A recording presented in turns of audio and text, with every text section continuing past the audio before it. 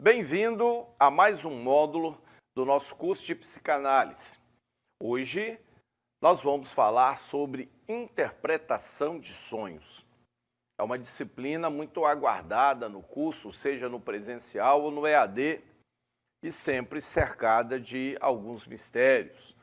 Mas é uma disciplina ou um tema que, ao longo dos anos, houve muita contribuição, começando por Freud, outros expoentes da psicanálise, mas temos também a neurolinguística e, por fim, a neurociência, trazendo contribuições para esse assunto tão importante. É o que nós vamos ver nesta disciplina que se inicia agora. Sonhos, de onde vêm? Esta é uma das disciplinas da psicanálise mais esperada por ser cercada de dúvidas e até de mistérios. É importante salientar que o termo interpretação de sonhos pode estar associado a muitas linhas de pensamento e estudo. Desde a antiguidade, os pensadores e filósofos se ocupavam desse estudo, como também os místicos.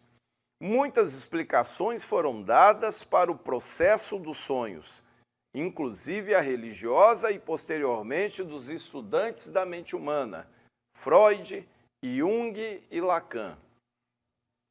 E aqui nós temos justamente os três, os principais nomes da psicanálise. Lacan, o primeiro, Freud no centro e Jung aqui o terceiro. Dentro do escopo do curso, nos ocuparemos com a abordagem técnica dos pais da psicanálise, que poderá ser útil na clínica psicanalítica. Quem primeiro se ocupou deste estudo e o introduziu na psicanálise foi Freud. Durante 2 anos, Freud se dedicou ao preparo deste que seria um exemplo excelente de estrutura de tese. Sua pesquisa não deixa de fora nenhuma obra conhecida que abordasse o tema dos sonhos, nem mesmo os sempre populares livros de sonhos egípcios.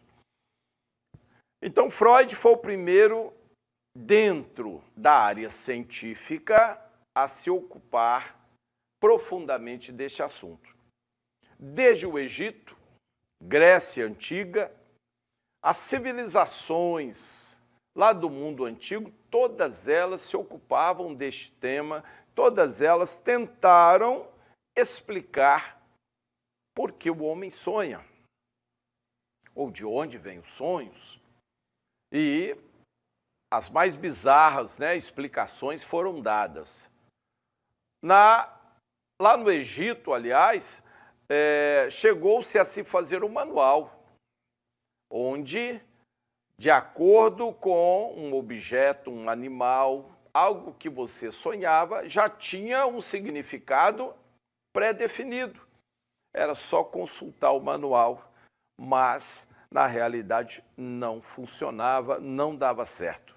Então, Freud resolve ocupar-se deste tema, fazer um estudo profundo, muito diferente e único sobre o assunto até aquela época. Cada possível argumento, cada possível interpretação é examinada com seriedade e rigor científico. A magnitude do trabalho poderia responder pela lentidão com que o texto foi produzido, mas em suas cartas ao amigo Flies, podemos entender que as razões da demora foram mais pessoais. Em A Interpretação dos Sonhos, Freud formula as leis e as características do inconsciente. Com este conceito, consegue juntar fenômenos distintos, como o sonho e os sintomas histéricos. Vejamos rapidamente alguns pontos. A tese central do texto é a de que o sonho é a realização de um desejo ou a manifestação do medo. Este desejo, entendamos, não é necessariamente um desejo que possamos aceitar em nossa vida vigil, ou seja, no momento que eu estou acordado, vigilante. Quando não se trata de um desejo aceitável, nos diz Freud, preferimos esquecê-lo. Este esquecimento será descrito como consequência de um mecanismo chamado recalque. O desejo recalcado, no entanto, permanece em algum lugar exercendo seus efeitos. Os sonhos são apenas um exemplo destes efeitos. Então vamos entender essa primeira parte. Freud, em inúmeras experiências, sessões, acompanhamentos de pacientes, que lhes contava os seus sonhos, ele desenvolveu a sua primeira tese.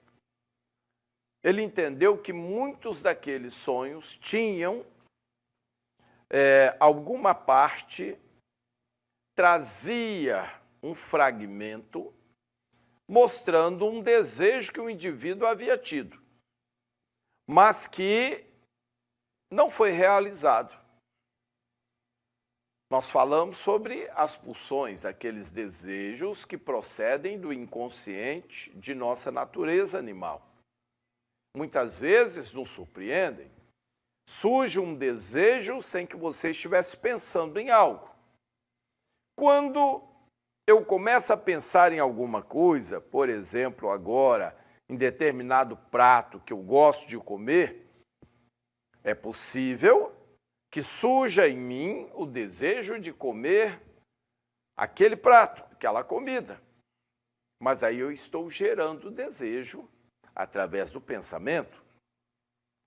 A pulsão é aquele desejo que surge inesperadamente. É como você está trabalhando e, de repente, o seu estômago dá um sinal e você percebe que está com fome. Essa é uma pulsão instintiva, surge inesperadamente. Muitas outras funcionam assim. Você pode olhar determinada coisa e imediatamente se sentir compelido a adquirir aquilo, a ter para si. Isso é uma pulsão e ela se manifesta como desejo. Mas aí, quando nós estudamos a segunda tópica freudiana, nós falamos do id, ego e superego, se lembra? O id é quem é o responsável por estas pulsões.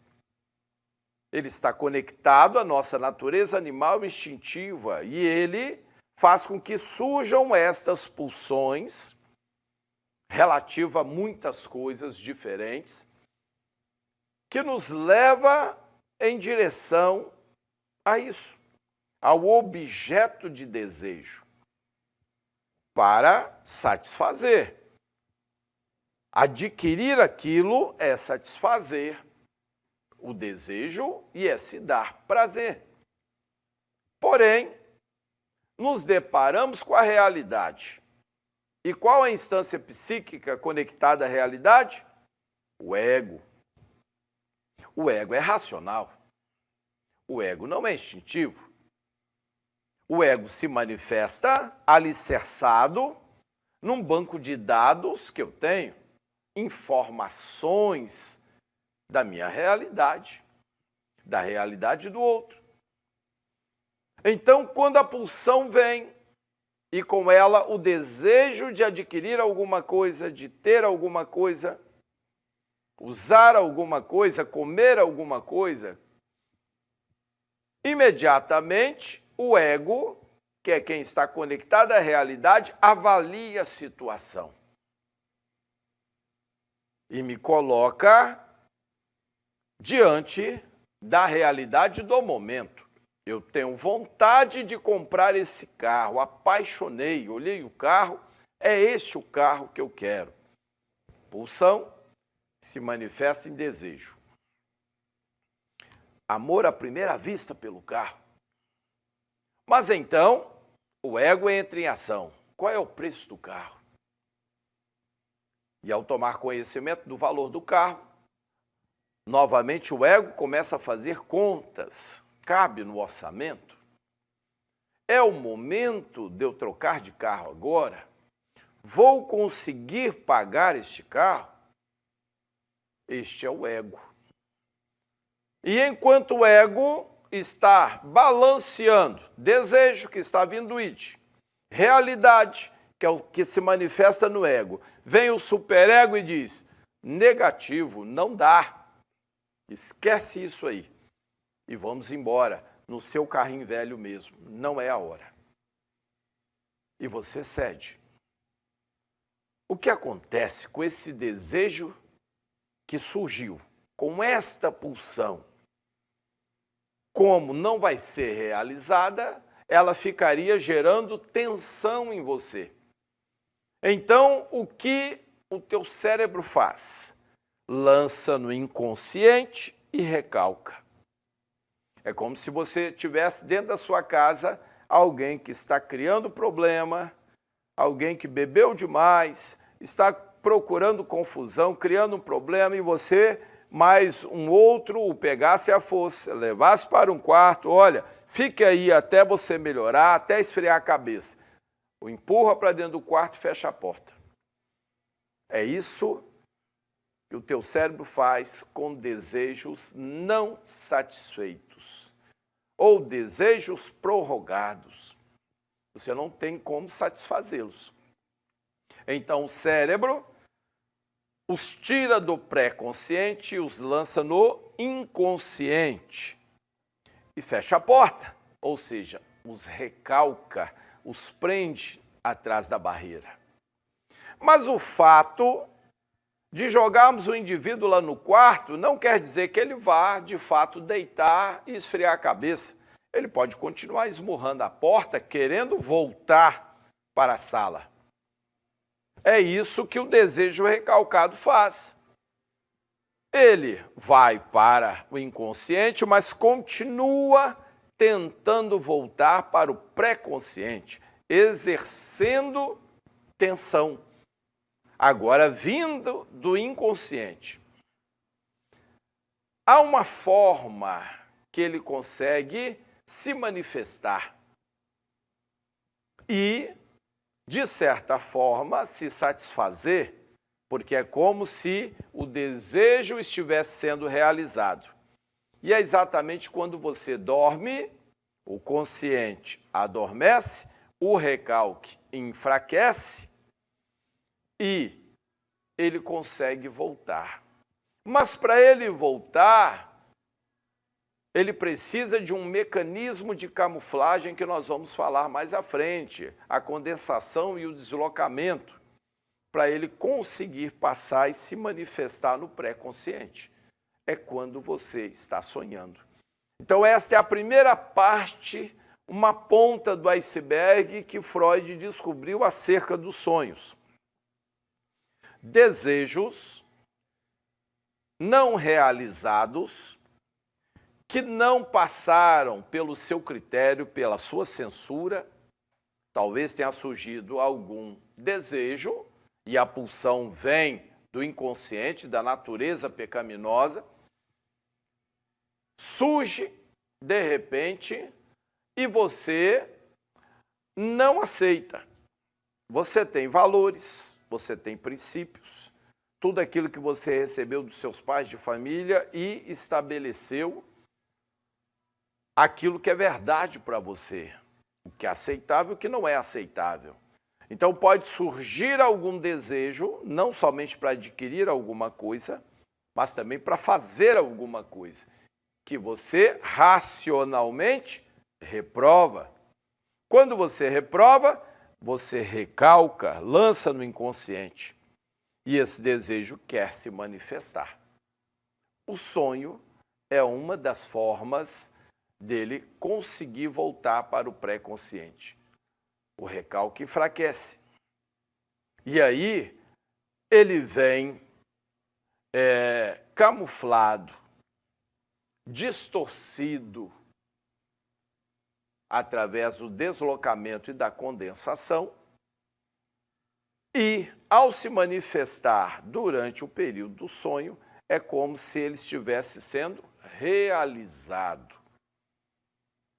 Ele volta para o inconsciente, mas agora sem exercer esta mesma tensão, esta força para voltar, porque para ele já foi realizado. Vamos seguir para entender melhor. Mas os sonhos têm por característica sua falta de senso, sua não obediência às leis que nos regem na vigília. O que Freud formula é que os sonhos seguem uma lei própria, seguem uma lógica que não é a lógica cotidiana. É levado assim a demonstrar que nosso aparato mental é formado pela consciência, cujas regras reconhecemos, e pelo inconsciente, cujos efeitos nos surpreendem por seguir uma lógica diferente e desconhecida, ainda que sempre familiar. Então, o que Freud está dizendo é o seguinte: estes sonhos procedem do inconsciente. O inconsciente, nós vimos, não tem as mesmas regras que o pré-consciente segue. Pré-consciente, cada memória, cada registro memorial tem data, tem lugar, tem organização, tem valores. São seus princípios, estão no pré-consciente. Tudo que você aprendeu como valores, como crenças, estão no seu pré-consciente. No inconsciente não existem regras. É por isso que você pode se surpreender por sonhar algo que você mesmo reprova. Você pode ficar até envergonhado do que sonhou. Mas o sonho veio do inconsciente, e no inconsciente não há regras. As regras estão no pré-consciente, sua área racional. Aqui nós temos a questão da manifestação do desejo. Observe que, em algumas situações aqui, o indivíduo está dando um soco em alguém. Esse talvez tenha sido o desejo dele durante o dia. Alguém o incomodou, o irritou a tal ponto que ele teve vontade, teve o desejo de socar o indivíduo. Mas os seus valores, que estão no seu ego, na sua área racional, não lhe permitiram fazer isso. E ele fez o quê com esse desejo? Mandou para o inconsciente, recalcou. Ele pode sonhar à noite com uma situação de luta, de agressão, que não o envolve e nem envolve o indivíduo que ele queria socar. É uma forma de manifestação burlando o recalque, ou seja, houve uma maquiagem, os elementos naquela confusão são outros.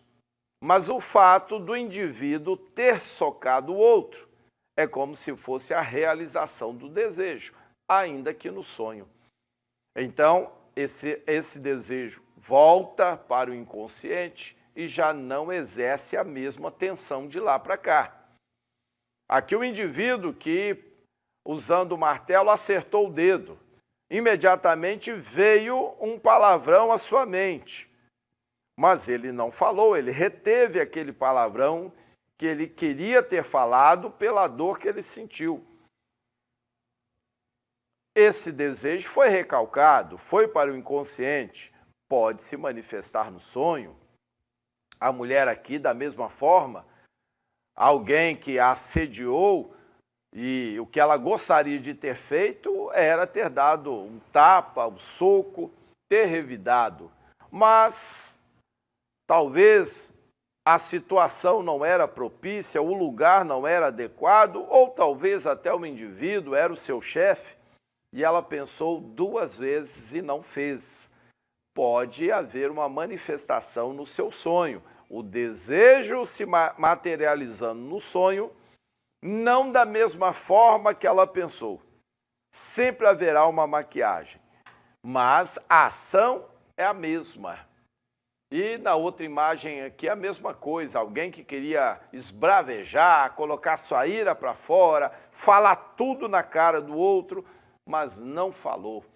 E aqui no sonho ele está tendo a oportunidade de colocar esse desejo para fora. Nesse segundo quadro, nós temos várias situações de medo. Situações que nós passamos durante o dia, em algum momento, em algo que você vê na TV, algo que você viu na rua ou que aconteceu com você pessoalmente. E aí, você ficou com isso na sua cabeça. Esse mecanismo de medo pode startar o sonho. São memórias que têm grande intensidade sináptica.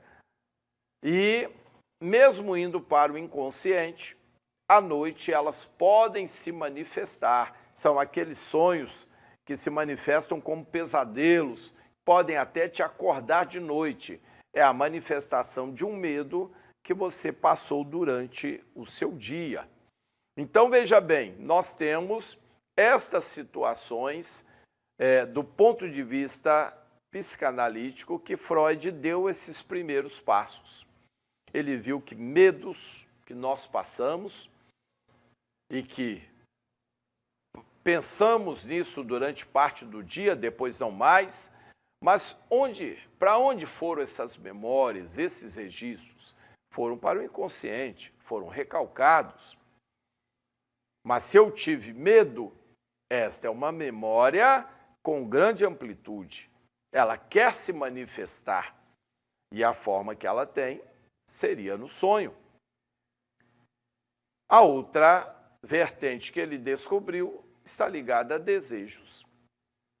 Desejos, os mais diversos, que não puderam ser satisfeitos, realizados, são recalcados, vão para o inconsciente.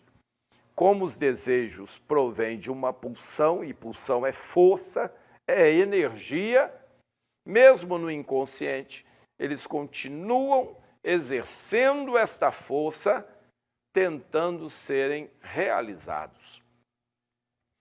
Quando o recalque enfraquece, eles conseguem vir para a área do pré-consciente e se manifestar. Observe que há essa permissão para que haja um alívio de tensão, porque eles estão fazendo força para vir.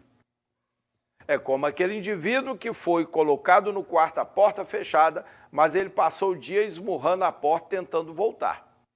Mais tarde, os convidados ali foram embora. Você está agora com a casa vazia.